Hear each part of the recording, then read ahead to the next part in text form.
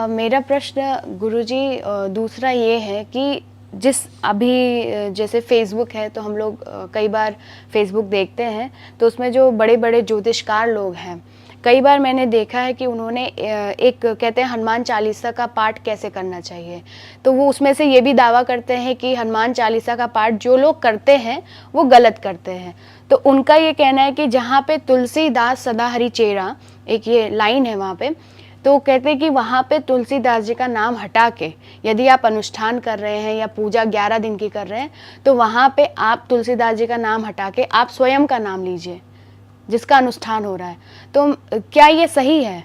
आप एक बार हम सभी का मार्गदर्शन करिए। नहीं शिवानी, हनुमान चालीसा क्या है कि गोस्वामी तुलसीदास जी महाराज के द्वारा राम जी और हनुमान जी को समर्पित है। हनुमान जी महाराज के लिए गोस्वामी तुलसीदास जी महाराज ने हनुमान चालीसा लिखी है और हनुमान जी की कृपा से लिखी है। इसलिए जो सतबार पाठ कर कोई छूटहि बंदी महासुख होई, जो यह पढ़े हनुमान चालीसा होई सिद्ध साखी गौरी सा। स्पष्ट कर दिया है कि जो भी हनुमान चालीसा श्रद्धा से भाव से पढ़ेगा सिद्धि उसको मिलेगी। साक्षी तुलसीदास जी गौरी सा, गौरी और उनके ईश भगवान शिव साक्षी हैं, शंकर जी और पार्वती साक्षी हैं। इसलिए तुलसीदास सदा हरि चेरा, कीजिए नाथ हृदय मह डेरा।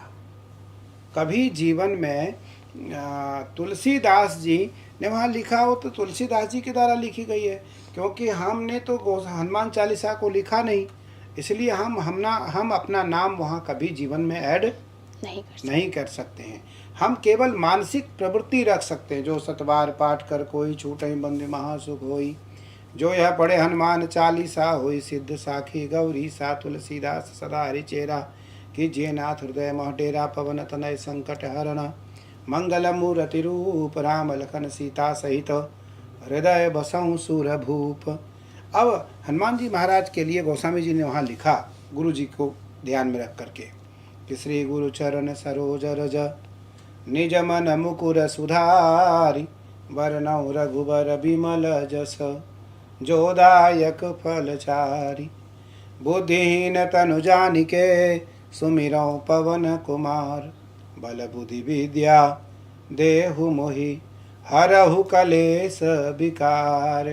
हनुमान जी महाराज ने कहा, गुरु जी की चरणारविंद रज को अंजन समझ करके, क्या समझ करके? अंजन, उसको काजल समझ करके आँख में अगर हम लगाते हैं तो निस्संदेह हमें दिव्य दृष्टि प्राप्त होगी।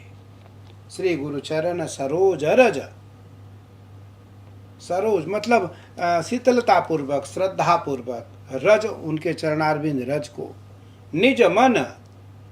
निज मन से अर्थात अपने मन से उस रज को अंजन के रूप में यदि हम आँख में लगाते हैं तो मुझे दिव्य दृष्टि मिलेगी। सरोज रज निज मन मुकुर सुधारी, वरनौ रघुबर बिमल जस जोदायक फलचारी।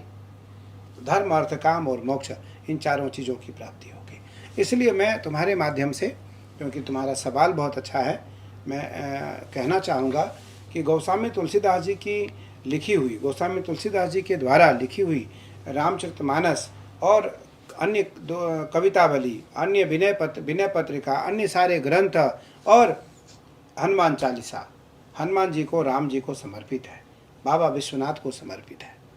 तो इसलिए उस रामचरितमानस में और गोस्वामी तुलसीदास कृत जितने भी ग्रंथ हैं उसमें से कोई कमी कोई ना निकाले।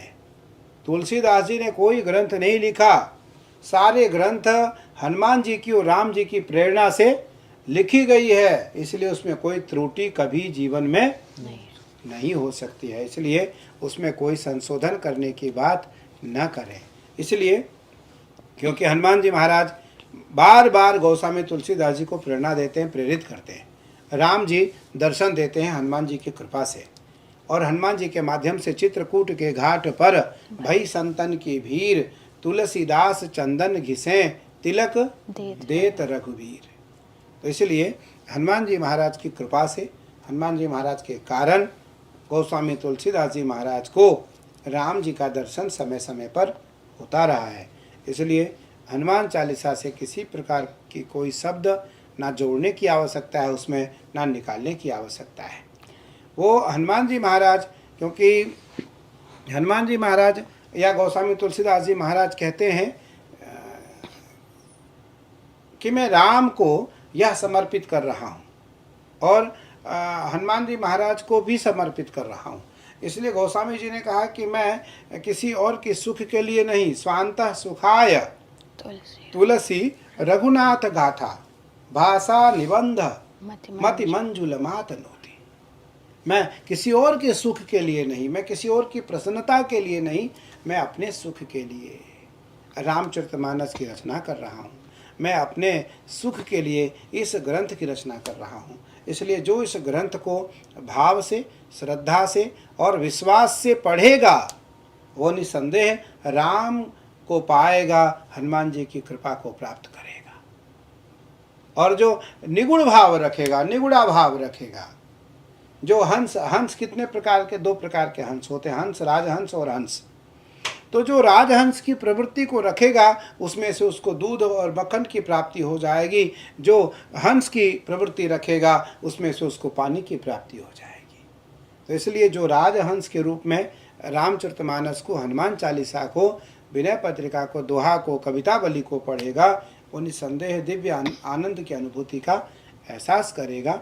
इसलिए मैं पूरे देश और समाज को बताना चाहता हूँ कि कदापि हनुमान चालीसा से किसी प्रकार की कोई शब्द निकालने की आवश्यकता नहीं है और ना कोई शब्द जोड़ने की आवश्यकता है। ना ही निकालने की सामर्थ्य मुझ में है और ना ही मुझ में जोड़ने की सामर्थ्य है। हाँ, मैं बहुत बड़ा विद्वान हो सकता हूँ, कोई व्याकरण का विद्वान हो सकता है, न्याय का हो सकता है, दर्शन का हो सकता है, शास्त्र परंपराओं का ज्ञाता हो सकता है, वो पंडित नहीं पांडित्य हो सकता है वो, लेकिन फिर भी गोस्वामी तुलसीदास जी जैसे रामचरितमानस की रचना आज तक कोई ना कर पाया है, ना कोई कर पाएगा, क्योंकि हनुमान जी के कृपा से इनकी रचना हुई है।